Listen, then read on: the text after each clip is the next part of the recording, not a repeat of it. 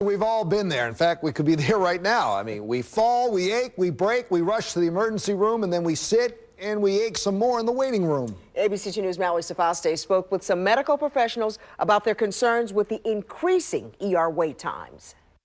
It's something the MVA and the ER now have in common: long wait times. There are a lot of varying thoughts as to what may be causing the gridlock, but there's agreement that fixing this problem is as urgent as the patients requiring treatment. It's just normal. You go to an ER, you're going to sit for an amount of time. 8 hours in Barbara Owens' case. Her boyfriend, Patrick Burke, took her to Howard County General Hospital in December after 2 days of not eating or drinking. They did the initial triage right away, and then they took her blood pressure stuff and then stuck us back in a waiting room. Burke shared their experience on social media. The general reaction was shock. Others said they've been through the same thing.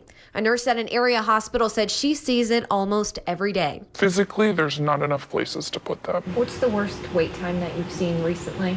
13 hours. She didn't want to be identified out of fear of losing her job, but she felt compelled to share her concerns. Long wait time is a safety issue. Like in Barbara's case, what she thought was just the flu turned out to be sepsis, an infection in her blood that could have been deadly if she had waited longer or left in frustration. Patients, when they come in because they're ill and there's nowhere else to go. If I had waited till the next day, I could have died. I could have really been serious. The color-coded grid by the Maryland Institute for Emergency Medical Services Systems shows an alarming pattern. In the last 3 years, there's been an overwhelming increase in yellow alerts, red alerts, and reroutes. Medical alerts that all point to a system overload. Your goal is to never go on any of these alerts, but you do what you have to do. Reroute tells first responders there are no available beds at that emergency department.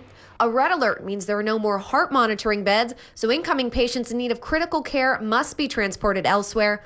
And the most common yellow alert is a temporary overload where emergency departments request patients in need of urgent medical care be diverted. We think the problem's gotten worse over the last 9 months to a year. American College of Emergency Physicians board member Dr. John Mark Hirschon says it's a cocktail of issues, starting with people going to the emergency room versus urgent care, mixed with a shortage of nurses and doctors, and a need for efficiency, getting boarded patients that need to be admitted upstairs faster so that emergency physicians have more beds to work with.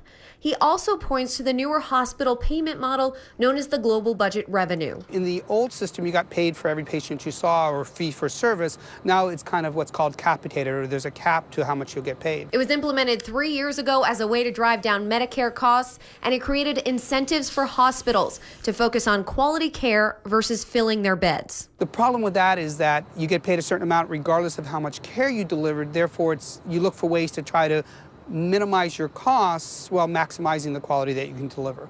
But in that minimizing the costs, does that mean you have enough beds for the patients? Can you find other locations for them? So it's a very complicated formula, but I think that's really making things worse here in Maryland. Maryland is the only state with this kind of model, and Maryland has the longest average ER wait time in the country at 53 minutes. The national average is 22 minutes. While the wait time in Maryland has gone up, in the same span, the national average has dropped. The statistics were bad, but the next statistics, when they come out, I think we're going to be worse. Dr. Hirschon doesn't necessarily want the model done away with, but he also doesn't want a doctor's care taking a back seat to the bottom line. There's a problem, and we need to look at it seriously. We need to talk with the administration. We need to talk with the folks who are helping to operationalize this model so that we can deliver the care that our patients deserve. So even though data shows the number of patients to the emergency department is declining, the wait time's not exactly following suit. Now, a number of hospitals in our area have even opened urgent cares near their ERs to take care of some of the walk-in patients,